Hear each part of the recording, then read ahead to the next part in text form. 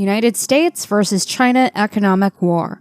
It's no secret that the United States and China are the world's two most powerful nations, and having differing opinions on a myriad of issues.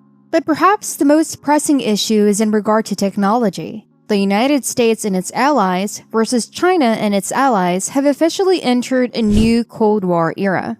With their declaration of technological war against communist China, the United States has just fired the opening salvo. In this video, we will examine in detail what has happened, what the United States is doing, and how China is responding, and what this implies for us moving forward. Hello and thank you for joining us for another video of Finance Sense, where we explore all the most recent developments in the world's economic and financial markets. Before we start, make sure to like this video, subscribe to our channel, and click the notification bell to stay up to date with our videos. For over a century, the United States of America has been the dominant superpower in the globe. It was apparent which nation would rule after the Second World War, but it was also evident that the Soviet Union would pose a threat to the United States.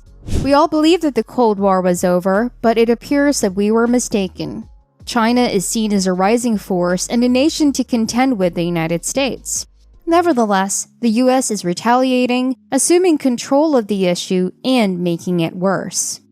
A few decades ago, China was becoming increasingly prosperous. It was liberalizing, and people were becoming freer under Hu Jintao's premiership. In these circumstances, the West aimed to boost trade and collaboration with China with a vision that doing so would benefit the US financially and assist China on the right path, ideally toward democracy. This approach began to draw considerable criticism in 2012 when Xi Jinping assumed the presidency, as freedoms were curtailed throughout China. Nonetheless, with presidents and prime ministers worldwide referring to China as a friend and fortifying US relations with them, most people in the West remained hopeful about the course China would take. This was finally put to a stop by Donald Trump, who actively campaigned against China both before and after his election, and effectively set the stage for China to be viewed as an enemy rather than an ally.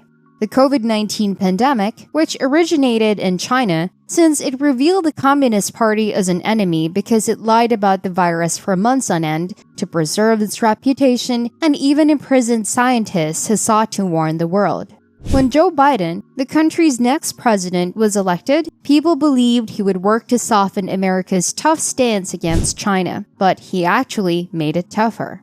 Today, the American people are unusually unified in their perception of China as a hostile foreign power, and this attitude is pervasive throughout the Western part of the world. The West is now united in its hostility to the communists as a result of the exposure of the Xinjiang genocide, the elimination of human rights in Hong Kong, the invasion and threats against Taiwan, and the horrific COVID lockdowns that starve innocent citizens to death in China. Because the CCP is no longer concealing its real intentions and has made its aim for global dominance evident to the world, a new Cold War has broken out, but the West is putting up a fight. Regarding the Second Cold War, you might recall a number of articles in Huawei. In essence, this Chinese business was proposing to build 5G cell towers and other infrastructure across the United States, Canada, the United Kingdom, Europe, and Australia for insanely low prices compared to Western companies. Many wondered why, so the US security services dug a little deeper and uncovered that the Communist Party intended to use Huawei to establish a backdoor into the mobile networks of the nations mentioned above.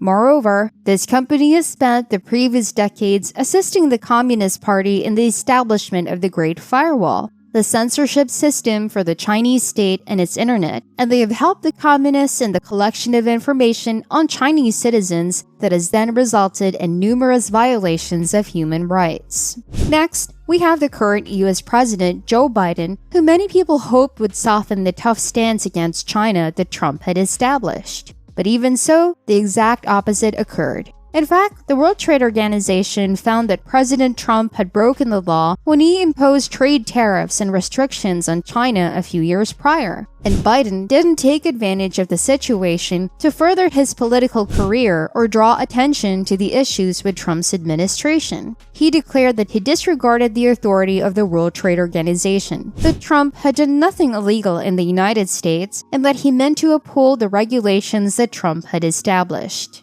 Let us not forget that Biden is fully aware that Trump may run against him in the next election, and that Trump's violation of international law would be a heavy stain to wear. Yet, even so, he stood up for his political rival and upheld his anti-China stance, demonstrating how drastically American politics has shifted and how unified the US is in this particular area of opposing China.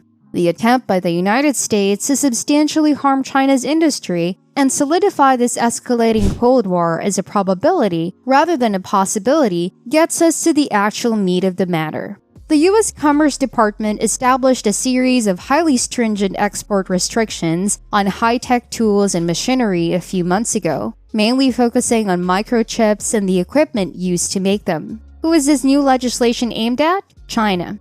A Washington think tank described the measure as a strangulation with the aim to kill, while a Chinese IT businessman tweeted that the new regulations were leading to the decapitation of the whole sector. In essence, Biden is only attempting to make it more difficult for China to purchase the finest microchips available worldwide, or even buy equipment or machines that would help their production. Why is he acting in this way? The US doesn't want China to have the upper hand, so they have passed laws that will stifle Chinese efforts to build new chips and compel them to rely on one another in order to advance and innovate.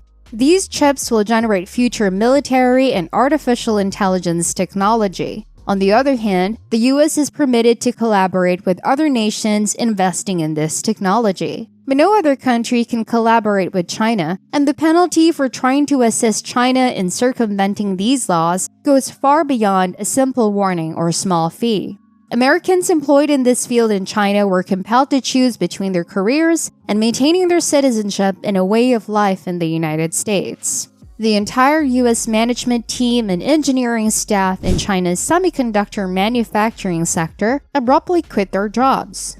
In recent years, Trump attempted to outright ban TikTok, the fastest-growing social media startup in history, as part of the escalating Cold War, and there is still strong support for this action. We witnessed House Speaker Nancy Pelosi visit Taiwan accompanied by a heavy military escort, while the Chinese state threatened to take down her jet, and the CCP practically set a deadline by which they would have invaded and seized the island country. Moreover, trade restrictions have been put in place against Xinjiang-produced goods since they almost definitely employed Muslim or local prisoners working as slaves to manufacture them. Regrettably, Chinese politics has witnessed a dramatic transformation in recent months, with Xi Jinping now firmly in charge. It would appear that this video has come to an end. Thank you for watching this far. If you've enjoyed this video, please subscribe, give it a like, and comment below with your thoughts on what you've seen so far. This is Finance Sense, here to help you stay updated on the most recent developments in the world's economies and financial markets. Have a nice day, and we'll see you in the next video.